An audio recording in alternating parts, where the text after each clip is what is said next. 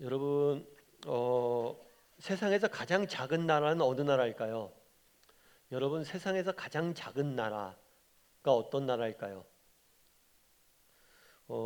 알려져 있기로는 세상에서 가장 작은 나라는 바티칸 시티라고 이야기합니다.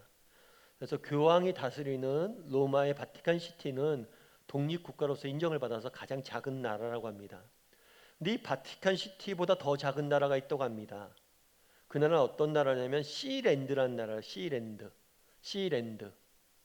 그래서 영국으로부터 한 11km, 해안에서 11km 떨어져 있는 바다 위에 있는 나라, 그래서 시랜드라고 보는데, 이 나라가 세상에서 가장 작은 나라라고 합니다. 물론 이 나라는 공인받은 나라는 아닙니다. 이 나라에 살고 있는 베이츠라는 사람이 어, 독립국가임을 선포하고, 스스로 독립국가임을 선포하고 뭐 여권을 만들고 화폐를 만들어서 살아가는 나라라고 합니다. 그리고 실제로 이 나라는 땅이 있는 게 아니라 저렇게 그림에서 보이는 것처럼 바다 위에 떠 있는 철골 구조물이라고 해요. 그래서 거주하는 국민도 이 베이츠라는 사람 가족인 10명 정도가 저 나라에 거주한다고 합니다. 자칭 나라인 거죠. 그럼 이 시랜드라는 나라의 대통령이라고 스스로 이야기하는 이 베이츠라는 사람을 우리가 만나면 어떨까요? 이 나라의 왕이라는 사람이 미국의 대통령인 트럼프와 만나게 된다면 어떨까요? 만나는 줄까요? 관심은 가질까요? 사실 아무도 관심을 안 가질 수 있습니다. 오늘 본문에 보면 바로와 야곱이 만나는 장면이 나옵니다. 바로는 누구입니까? 그 당시에 근동아시아에서 가장 영향력이 큰 나라의 왕이에요. 야곱은 누굽니까? 이름도 들어본 적이 없는, 나라라고도 할 수 없는 민족의 아버지죠. 그럼에도 불구하고 야곱은 이 바로 왕을 만날 때 전혀 굽히지 않고 당당하게 만나는 모습들을 보게 됩니다. 오늘 저는 여러분과 함께 이 야곱과 바로의 만남에 대해서 좀 살펴보길 원합니다. 왜 성경은 이 바로와 야곱의 만남을 기록해 놓았는지, 그리고 이 만남을 통해서 우리에게 주고자 하는 메시지는 무엇인지, 이 부분에 대해서 여러분과 몇 가지 이야기를 나눠보고, 또 이 세상 속에서, 애국과도 같은 이 세상 속에서 우리는 어떻게 살아야 될지에 대해서 여러분과 몇 가지 이야기를 좀 나눠봤으면 좋겠습니다. 첫 번째 살펴보길 원하는 것은 고센 땅에 거주하고 라는 표현이에요. 우리가 다 같이 읽었지만 5절과 6절 말씀을 다시 한번 읽어보았으면 좋겠습니다. 같이 읽겠습니다.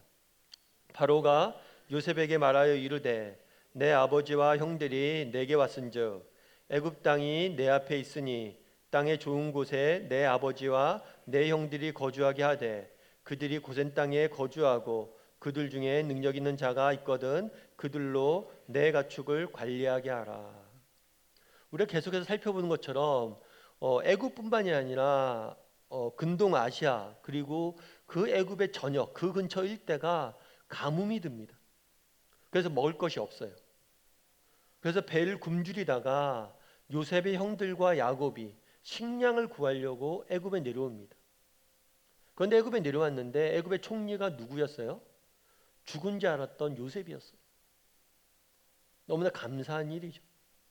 그래서 요셉을 만났는데 요셉이 자기 형들과 아버지를 모시고 오니까 그 형들과 아버지를 바로와 만나게 해줍니다.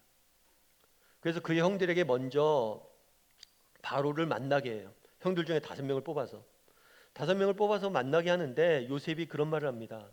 형들, 바로를 만날 때 여러 형들의 직업이 목축하는 사람이라고 이야기하십시오. 그리고 어디서 머물길 원하냐? 그러면 고센 땅에 머물길 원합니다.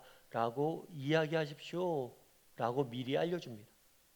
그래서 실제로 야곱의 형들은 목축하는 자임을 밝히고 고센 땅에 살길 원해요. 그리고 실제로 바로는 고센, 뒤에는 라암셋이라고 똑같은 지역이에요. 라암셋이라고 하는 지역에 이들을 살게 합니다. 그럼 왜 요셉은 목축하는 자라고 이야기하고 고센 땅에 살겠다고 이야기하라고 했을까요? 이것은 하나님께서 이스라엘 민족을, 그러니까 야곱의 가족을 애굽에 보낸 이유가 담겨져 있어요. 이스라엘 민족들은, 야곱의 자녀들은 가나안 땅에 살고 있었어요. 그런데 가나안 민족과 어울려 지내게 됩니다. 그들과 결혼도 하고 그들과 섞여 지내게 돼요.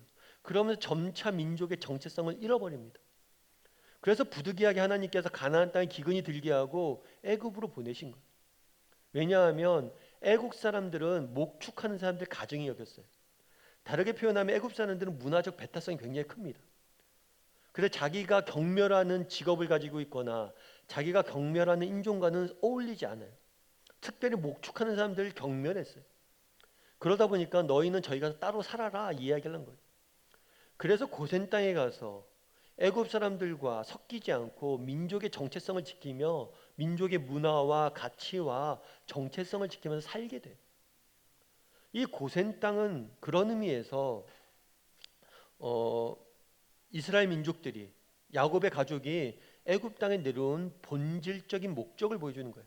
정체성을 지키는 것. 그런데 여기서 한 가지 우리가 주목할 게 있어요. 그건 뭐냐면 내가 바로의 왕이에요. 그 당시에는 이집트뿐만이 아니라 여러 군데에서 가뭄이 들었기 때문에 이집트에 먹을 것을 구하러 옵니다. 자기한테 먹을 것을 구하러 온 사람들을 바로는 그냥 먹을 것을 안 줘요. 돈을 받고 먹을 것을 팝니다. 뿐만 아니라 그 사람들이 먹을 것을 팔면 돌아가게 하지 땅을 주고 살게 하지 않아요. 그럼 왜 바로는 이렇게 흔쾌하게 이들이 원하는 땅을 줬을까요? 바로가 이들에게 원하는 땅을 준 이유는 한 가지죠. 누구 때문에 준 거예요? 요셉 때문에 준 거죠. 요셉이 총리가 돼서 자기 나라를 잘 다스리니까 요셉 때문에 이 땅을, 이 나라를 준 거예요. 야곱의 가족들, 요셉의 형들의 입장에서 어떻습니까? 자기가 살던 지역에 너무나 가뭄이 들었어요. 그러니까 너무나 배가 고파요. 굶주림을 면하기 위해서 애굽 땅에 왔는데 굶주림을 면할 뿐만 아니라 땅도 주고 그 땅에서 마음껏 가축도 치고 살 수 있도록 해준 거예요. 얼마나 큰 복이에요. 그런데 이게 누구 때문에 된 거라고요? 요셉 때문에 된 거예요. 요셉. 제가 어려운 걸 물은 거 아니죠. 요셉 때문에 된 거예요. 요셉 때문에. 그런데 이 그림은 하나의 모형이에요. 어떤 모형입니까? 하나님과 우리와의 관계의 모형이에요. 하나님과 우리와의 관계는 우리는 정말 하나님의 은혜와 사랑을 받을 만한 자격과 그런 것들 갖춘 사람들이 아니에요. 우리가 무슨 권한으로 하나님을 아버지라고 부릅니까? 우리가 무슨 권한으로 그분의 자녀가 될 수가 있어요? 야곱과 요셉의 형들이 무슨 권한으로 바로의 땅을 하사받고 그 땅에 삽니까? 그들은 자격이 없어요. 누구 때문에 그렇게 되는 거예요? 요셉 때문에 그런 거예요. 우리도 마찬가지. 우리가 어떻게 하나님 앞에 나아갈 수 있습니까? 어떻게 하나님 주시는 은혜를 맛볼 수 있습니까? 다 뭐 때문이에요? 예수님 때문. 예수님 덕분에 이 모든 것을 누리는 거예요. 오늘 본문에 보면 또 뒤에 보면 그런 이야기가 있어요. 바로가 뭐라고 얘기하냐면 너희 중 그들 중에 능력 있는 자가 있거든 그들로 내 가축을 관리하게 하라라고 이야기해요. 그냥 준 게 아니네. 일을 시켰네. 이렇게 생각할 수 있어요. 그런데 이 가축을 관리하게 하라는 것은 일 시킨 게 아니에요.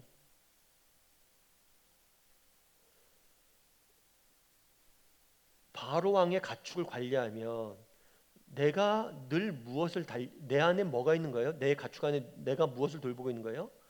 바로 왕의 가축을 돌보고 있는 거예요. 그럼 누군가 나를 해치려고 하면 무엇이 필히 상하게 돼요? 가축이 상하게 돼요. 누구의 가축이? 내 가축이 아니라 바로 왕의 가축이 상하게 돼요. 이 바로가 자신의 가축을 관리하게 하라는 것은 일 시킨 게 아니라 바로 왕의 보호하에 둔 거예요. 내 가축을 내가 지키듯이 내 가축을 지키는 너희들을 내가 지킬 거라는 상징으로 그들에게 가축을 관리하게 한 거예요. 엄청난 특권이. 그들은 단순히 굶주림을 모면하기 위해서 이 땅에 내려왔습니다. 그런데 그들은 양식을 얻었어요. 양식을 얻었을 뿐만 아니라 땅을 얻었어요. 땅을 얻었을 뿐만 아니라 애국 군대의 보호하에 들어간 거예요. 우리도 마찬가지예요. 정말 우리는 하나님 없이 살았습니다. 그 가운데 인생의 공허함과 정말 그 인생에 풀리지 않는 숙제와 허무함을 맛봤어요. 그래서 예수님을 믿은 다음에 그 결과 우리는 어떤 특권을 누리고 있습니까? 그날의 야곱이 바로왕에 나갔던 것처럼 우리는 언제든지 하나님 앞에 나가서 기도할 수 있어요. 사실 이것이 얼마나 큰 특권인지 우리는 모릅니다. 그 당시에 왕을 아련할 수 있는 건 아무나 못해요. 이방에 있는 나그네가 거지가 어떻게 왕을 아련합니까? 요셉 덕분에 그렇게 할 수 있는 거예요. 우리는 언제든지 하나님 앞에 나가서 기도할 수 있습니다. 뿐만 아니라 그 기도하며 하나님께서 우리의 기도를 들으시고 우리를 보호하시고 인도하세요. 그리고 우리에게 일들을 맡기세요. 이게 얼마나 큰 특권이고 축복. 그런데 우리의 문제는 뭡니까? 이것이 얼마나 큰 특권이고 축복임을 모른다는 것. 아마 많은 사람들이 애굽 땅에 왔을 겁니다. 곡식을 구하러 애굽 땅에 왔을 거예요. 애굽의 총리인 요셉을 만나는 것도 힘들었을 거예요. 그런데 심지어 바로를 만났다고? 저들은 누군데 바로를 만나서 저렇게 땅을 얻냐는 거예요. 많은 사람들이 궁금했겠죠. 도대체 저희들은 얼마나 특권을 누리고 있고 뭐가 잘났길래 저들은 그렇게 하냐. 우리도 마찬가지예요. 정말 하나님 앞에 나아가 기도할 수 있다는 것, 그분의 보호하심을 받을 수 있다는 것, 인도하심을 받을 수 있다는 것, 이것이 얼마나 큰 특권인지 알아야 돼요. 제가 아는 목사님이 계세요. 목사님 계신데 이 목사님이 이제 성경을 보는데 자꾸만 성경을 눈이 침침해져서 잘 못 보시겠더래요. 그래서 아무래도 나이가 드시니까 원시가 온 것 같아요. 목사님한테 좀 안경을 쓰시지 그러세요. 그랬더니만 야, 나 아직 젊다. 아직 안 죽었다. 그리고 계속 이렇게 안 쓰고 계시더라고요. 근데 어느 날 돋보기를 쓰셨던 모양이에요. 돋보기를 쓰고 나서 그런 말씀을 저한테 하시더라고요. 야, 승원아, 너무 좋다야. 화나다, 화내. 세상이 화나다.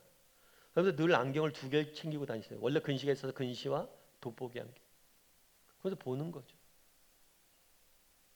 때로는 불편함 때문에, 때로는 자격지심 때문에, 때로는 아직도 내가 내 힘을 할 수 있다는 생각 때문에 정말 옆에 돋보기가 있음에도 불구하고 안 쓰고 있었던 게 자기가 어리석다는 거죠. 그러면서 인간이 그렇다는 거예요. 인간이 그런 존재 같아요. 정말 언제든지 하나님 앞에 나아가서 우리가 기도할 수 있는데, 그분을 만날 수 있는데 안 나간다는 거죠. 너무나 쉬운 일인데 안 한다는 거예요. 아마 우리가 나중에 천국에 갔을 때 우리 인생을 돌아보면서 가장 큰 낭비는 아마 기도하지 않은 낭비일 겁니다. 바라기는 정말 하나님 앞에 나아가서 기도할 수 있다는 것이, 하나님 앞에 나아가서 그분을 아버지라고 부르며 기도할 수 있다는 것이 얼마나 큰 특권인지 기억했으면 좋겠어요. 그리고 정말 기도할 줄 아는 사람이 되었으면 좋겠어요. 그래서 하나님께서 그날의 야곱의 가족을 이끌었던 것처럼 우리의 인생을 이끌어갈 줄 믿습니다. 그런 믿음을 가지고 기도할 줄 아는 저와 여러분이 되기를 주님의 이름으로 소원합니다. 두 번째로 살펴보길 원하는 것은 내 나이가 얼마냐라는 질문이에요. 8절과 9절 말씀 같이 한번 읽어보았으면 좋겠습니다. 같이 읽겠습니다. 바로가 야곱에게 묻되 내 나이가 얼마냐? 야곱이 바로에게 아뢰되 내 나그네 길의 세월이 130년이니이다. 내 나이가 얼마 못되니 우리 조상의 나그네 길의 연조에 미치지 못하나 험악한 세월을 보냈나이다 하고. 좀 특이하죠. 우리나라 사람들은 이렇게 처음 만나면 뭘 묻죠? 뭘 주로 여러분 묻습니까? 출신지가 어디냐? 고향이 어디냐? 그리고 민증은 언제일까요? 나중에 치대짐 까는 거잖아요, 이게 나이는. 그런데 대뜸 처음 묻는 말이 뭐예요? 내 나이가 얼마냐? 왜 내 나이가 얼마냐고 물었냐는 거예요. 왜 내 나이가 얼마냐고. 그런데 그거를 이 나이에 대해서 여러분들이 조금 이 질문을 한 배경에 대해 좀 알려면 애굽의 이집트의 문화를 좀 알아야 돼요. 이집트의 문화의 키워드는 뭐냐면 죽음이에요. 이집트 사람들은 죽음에 대한 관심이 많습니다. 다르게 말하면 죽음에 대한 두려움도 크고 죽음에 대한 관심이 유별나요. 그래서 이집트의 문화, 종교 이런 거 쫙 다 살펴보면 다 죽음에 대한 거예요. 대표적인 예가 피라미드죠. 왜 저렇게 왕궁도 아닌 자기가 죽어야 될 그 죽고 묻힐 그 무덤을 저렇게 크고 높게 화려하게 짓냐는 거예요. 왜 저렇게 짓냐는 거예요. 현재보단 죽음에 대한 관심들이 많은 거예요. 죽음에 대한 관심이 많고 죽음 이후에 대한 관심이 많아. 그리고 피라미드에 있다 보면 나중에 다시 부활할 거라고 믿었어. 그러다 보니까 이 사람들은 죽음과 또 나이 이런 거에 관심이 많습니다. 나이를 물었을 때 뭐라고 대답을 해요? 130세, 내가 130살 되었다라고 이야기를 해요. 그럼 우리는 그냥 성경 읽으면 야곱이 이때는 이 나이가 됐구나라고 체크하고 넘어가기 쉽죠. 그런데 이것은 굉장히 바로의 입장에서는 충격적으로 다가왔을 거예요. 왜 충격적으로 다가왔냐면 이집트에서는 기록을 보면 이집트에서는 장수한다 그러면 몇 살 정도 사는 거라 생각하냐면 100살, 길어야 110세. 110세면 정말 장수 오래 한 거라고 생각하는 거예요. 그런데 자기들이 생각했던 최고의 장수보다 뭐예요? 더 산 거예요. 몇 살을 20년을 더 산 거예요. 더 살았는데 그 다음에 또 뭐라고 이야기해요? 내가 130살 살았는데 우리 아버지나 할아버지에 비하면 이거 젊은 편이다. 미치지도 못한다. 굉장히 이 말이 그들에게 뭘로 다가온 거예요? 충격으로 다가왔을 거예요. 바로이 어떻게 저렇게 오래 살 수 있었을까? 특별히 그들의 죽음에 관심이 많기 때문에. 사실 요즘 가끔 그런 얘기를 들어요. 저도 이제 얘기를 할 때 예전에 한번 청년 대학부랑 이야기를 하는데 그런 얘기를 하더라고요. 다른 성경의 이야기들은 좀 믿어진대요. 기적도 믿어지고 그러는데 이게 옛날 사람들이 몇백 년씩 살았던 게 참 믿어지지가 않는다고. 어떻게 인간이 이 땅을 살면서 몇백 년씩 사냐고. 특별한 기적도 없이. 그런데 사실은 우리가 그런 걸 바라볼 때 우리가 조심히 바라보는 게 뭐냐면 우리는 특징이 뭐냐면 내가 정상이고 다른 사람들이 비정상이라고 생각하는 경향이 있어. 인간이 100살 사는 게 정상이고 그렇게 안 사는 게 비정상이다 생각하는 경우가 있는데 그렇지 않아요. 우리가 비정상일지 몰라요. 원래 정상은 뭡니까? 인간은 하나님께서 영원히 살도록 지음받은 게 정상이에요. 인간이 죄를 짓고 타락하지 않았다면 우린 영원히 살았어야 돼요. 영원히 사는 게 정상이고 우리가 비정상이에요. 바로에게 이야기하는 거예요. 너희가 비정상이란 거예요. 하나님의 계획은 그런 게 아니란 거예요. 그러면서 이 야곱은 굉장히 중요한 이야기를 합니다. 내 나이가 얼마냐? 네가 나이가 얼마냐 물었는데 야곱은 뭐라고 대답합니까? 나이가 얼마라고 대답하지 않죠. 뭐라고 대답해요? 내 뭐가? 나그네 길의 세월이. 나이가 아니라 나그네 길의 세월이 130년이다. 다르게 표현하면 우리의 인생에 대해서 뭐라고 표현한 거예요? 나그네다 라고 표현한 거예요. 나그네. 나그네는 여행을 떠나는 사람이죠. 여행을 떠나는 사람이. 여행을 떠나는 사람은 어떤 사람이에요? 목적지가 있는 사람이죠. 이 땅의 삶은 그냥 나그네란 거예요. 우리가 궁극적으로 가야 될 곳은 따로 있다는 거예요. 그러면서 그런 표현을 하죠.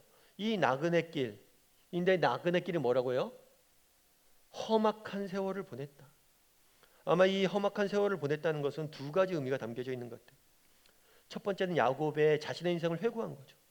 실제로 야곱은 굉장히 많은 인생의 고생을 했습니다. 어려서는 형 에서의 축복을 대신 받는 바람에 에서가 죽이려고 하는 바람에 도망자로, 방랑자로 인생을 살아야 됐죠. 특별히 삼촌 라반 집에 갔는데 삼촌 라반이 자기를 사기를 치고 일꾼으로 부려먹어서 노예처럼 그곳에서 20년을 젊은 세월을 보냈죠. 돌아와서는, 가나안 땅에 돌아와서는 정말 자기 딸이 몹쓸 일을 당하고 형제들끼리 싸워 죽이고 정말 아들을 잃어버린 슬픔을 경험했죠. 많은 슬픔을 경험했다는 것, 고생을 했다는 의미로 1차적으로는 볼 수가 있어요. 그런데 2차적으로는 어떤 의미예요? 내가 정말 130년을 살았는데 이 130년 세월이 평안해서 130년 산 게 아니라는 거예요. 이 130년 동안 너무나 많은 일들이 있었고 아픔들이 있었는데 하나님이 지켜주셨다. 이건 일종의 신앙 고백이에요. 내가 인생을 나그네 길처럼 걸어갔는데 이 나그네 길의 여정을 하나님께서 지켜주셔서 정말 평안히 살아왔다는 신앙 고백이에요. 뿐만 아니라 우리의 인생의 끝은 이 땅은 그냥 나그네 지나지 않는 거예요. 우리가 가야 될 본향은 따로 있다라고 고백을 하는 거예요.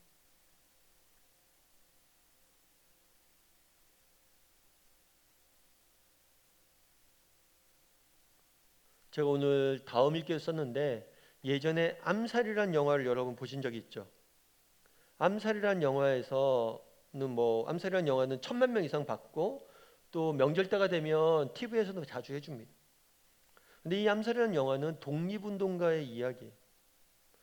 일제시대 때 독립운동가들이 어떻게 독립운동을 했는지 쭉 보여주고 있어요. 그런데 이 영화에는 염석진이라는 인물이 등장을 합니다. 이 염석진이라는 인물은 독특한 인물이에요. 원래는 독립운동을 젊은 날 열심히 했습니다. 그런데 중간에 배신을 해요. 배신을 해서 독립군의 정보를 일본 정부에 팔립니다. 그 때문에 독립군들이 많이 붙잡히고 많은 피해를 입게 돼요. 그런데 이 사람이 배신했다는 사실을 모르죠, 만사. 영화의 마지막 부분에 이 사실을 독립군이 알고 이 사람을 죽이는 장면으로 영화는 끝납니다. 안옥균이라는 사람이 이 사람을 죽여요. 그런데 이 사람이 죽기 전에 묻죠. 아무래도 함께 독립운동을 하고 땀 흘렸던 시기가 있었기 때문에 애증이 있었던 것 같아요. 왜 그랬냐고, 왜 배신했냐고 물어요. 그랬더니 그 이유가 뭐였어요? 돈이 필요해서, 먹고 살려고, 그런 게 아니었어요. 이유가 한 가지예요. 몰랐으니까. 뭘 몰랐으니까? 독립이 될지 몰랐으니까. 해방될지 몰랐으니까. 해방될지 알았다면 그렇게 안 살았다는 거예요.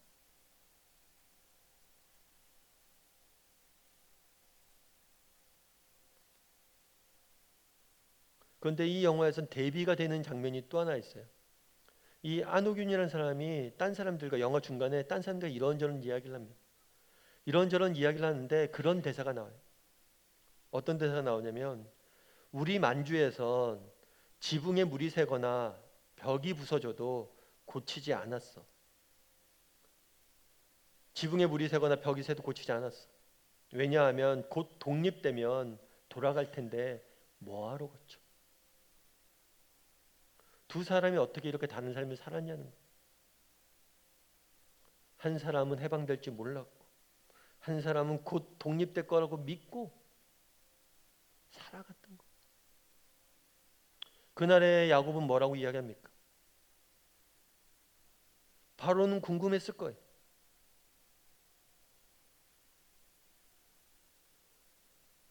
뭐라고 대답합니까?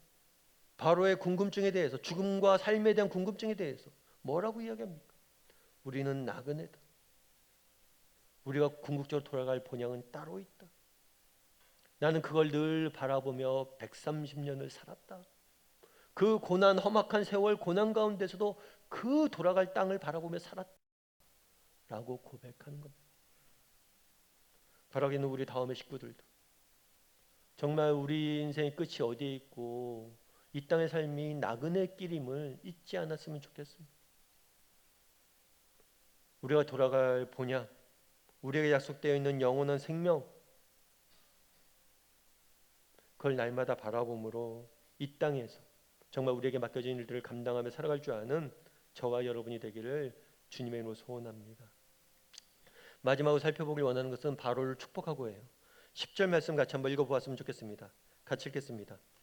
야곱이 바로에게 축복하고 그 앞에 나오니라. 요셉이 되게 지혜로워요. 먼저 형들을 만나게 합니다. 형들을 만나기 위해서는 뭐 그런 거 땅을 달라 뭐 이런 얘기들을 하게 해요. 그런데 그 다음에 아버지를 데려갑니다. 아버지를 데려가는데 바로와 야곱의 만남을 보면 만나자마자 뭘 하냐면 야곱이 바로를 축복을 해요. 그리고 마지막에 바로가 나오면서 야곱이 바로와 헤어지면서 뭘 해요? 또 축복을 해요. 축복으로 시작해서 축복으로 끝납니다. 우리는 그냥 그럴 수 있죠. 야곱이 바로 만나서 그냥 축복했겠구나라고 생각하기 쉬운데 이게 쉬운 문제가 아니에요. 아까 서론에서 시랜드라는 나라를 이야기를 했죠. 시랜드라는 나라의 대통령과 트럼프 대통령을 만났다고 생각해 보십시오. 누가 누굴 축복해야 됩니까?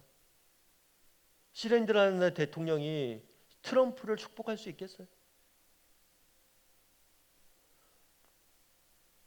야곱이 누굽니까? 먹을 것이 없어서 구걸하러 온 나그네이고 거지 같은 사람이에요. 그런데 그 당시에 가장 막강한 권력을 가진 나라에 자칭 신이라고 이야기하는 사람이 축복한다는 거. 이건 말이 안 되는 일. 물론 허무맹랑한 건 아니죠. 왜냐하면 요셉 덕분에 바로가 국가적 위기를 모면했으니까. 그럼에도 불구하고 야곱이 이렇게 당당하게 축복하는 것은 쉬운 일이 아닙니다. 그럼 왜 이것들을 성경은 기록해 놓았냐는 거예요. 두 가지 측면을 살펴볼 수 있어요. 그건 뭐냐면 약속의 성취예요. 이제 창세기가 끝나갑니다. 창세기 끝나가는데 창세기 중요한 이 야곱 이야기, 요셉 이야기의 시발점은 어디냐면 아브라함이. 야곱의 조부인 아브라함에게 하나님께서 그를 부르면서 뭐라고 얘기했습니까? 내가 너에게 지시한 땅으로 가라. 그곳에 너희가 큰 민족을 이룰 것이고 네가 복이 될 것이고 복의 통로가 될 것이다. 너를 통해서 많은 민족이 복받을 것이다. 하나님의 약속이 성취되고 있음을 보여줘. 아브라함에게 했던 그 네가 복의 통로가 될 것이다. 그 약속이 그대로 성취되고 있음을, 야곱이 바로를 축복하는 모습들을 통해서 그 복의 통로가 되어 있는 모습들을 보게 됩니다. 물론 이 복의 통로가 되기까지는 험악한 세월을 보냈죠. 어려운 시절을 보냈죠. 하지만 하나님께서는 그것들을 이루어 가신 거예요. 우리도 마찬가지예요. 하나님이 우리에게 주신 약속들은 신실하게 이루어 가십니다.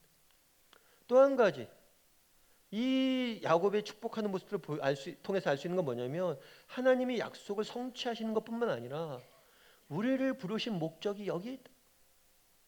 어디에 있습니까? 우리는 복의 통로로 불렀다는 것. 여러분, 그러면 우리는 어떻게 살고 있습니까? 지난 한 주간 여러분들 세상 속에서 복의 통로가 되었습니까? 무슨 복의 통로예요. 제가 가진 게 뭐가 있다고요. 그날의 야곱이 가진 게 있어서 축복한 게 아니에요.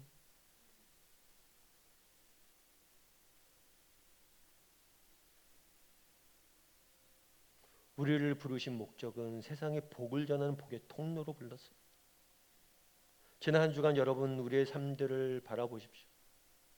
정말 여러분 주변에 있는 직장 동료들, 또 가족들, 또 공동체에 만난 지체들, 그를 만났을 때 정말 따뜻한 위로와 격려와 칭찬의 말을 던진 적이 있습니까?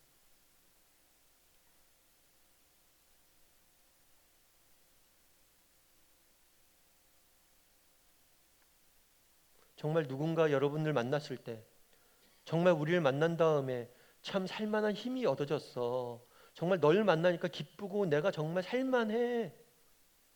이런 말을 들었습니까? 우리는 축복의 통로로 부름받은 사람임을 기억했으면 좋겠습니다. 특별히 정말 축복의 통로로서 그러면 어떻게 할 수 있느냐? 말 한마디부터 시작했으면 좋겠습니다. 그날의 야곱이 바로를 축복했던 것처럼, 축복의 말을 전했던 것처럼 말 한마디부터 시작했으면 좋겠습니다. 마크 트웨이는 그렇게 이야기합니다. 나는 칭찬 한마디로 2달을 살 수가 있다. 그만큼 말이 중요해요. 제가 기사를 하나 봤는데 석창호 씨라는 분의 기사를 봤어요. 이 석창호 씨라는 분은 서예 크로키라는 어, 독특한 미술 영역이 있다고 그러더라고요. 그 영역의 개척, 서예 크로키라는 개척 장르를 세계 최초로 개척한 분이에요. 그런데 이 분의 이야기는 참 기사를 읽다가 제가 마음에 많이 와닿았어요. 왜냐하면 이 사람이 처음부터 미술에 재능이 있고 막 그림을 그렸던 사람이 아니에요. 원래 이 사람은 경북 상주 출신이에요. 경북 상주. 그리고 이남 사녀의 장남으로 태어났어요. 아무래도 맏아들이라 보니까 동생들 돌보고 부모님들 돌보고 할 일들이 많죠. 그래서 열심히 살았어요. 그리고 특별히 전기기사로 일했어요.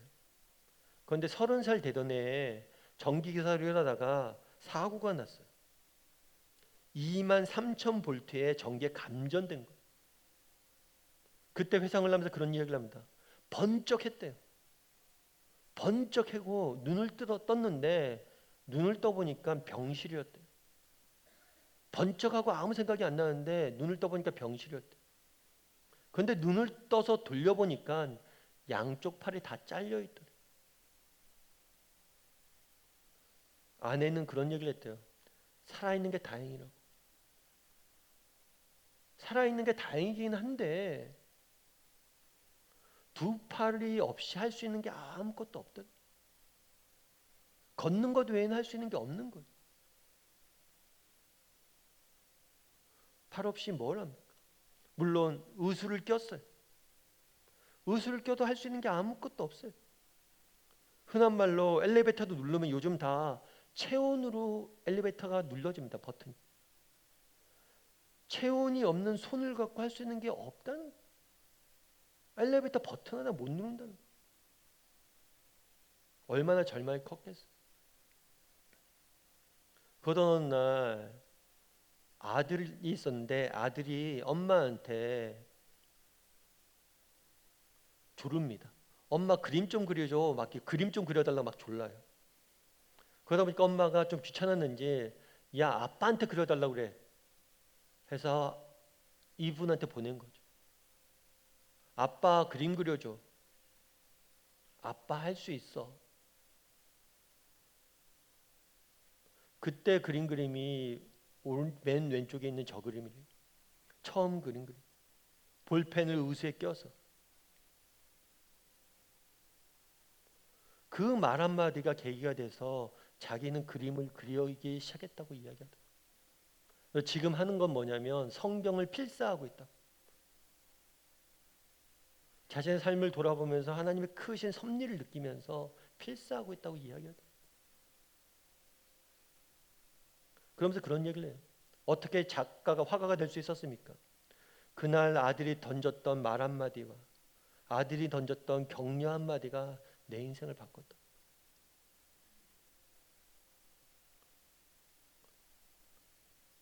하나님은 우리를 누구로 부르셨습니까?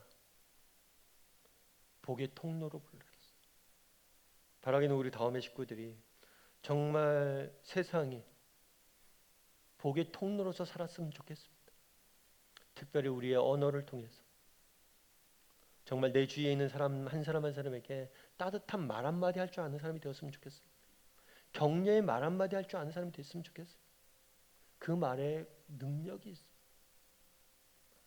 바라기는 우리 다음의 식구들이 정말 우리가 복의 근원으로 부름받았다는 사실 기억하고 정말 말 한마디를 가지고 사람을 살릴 줄 아는 저와 여러분이 되기를 주님의 이름으로 소원합니다.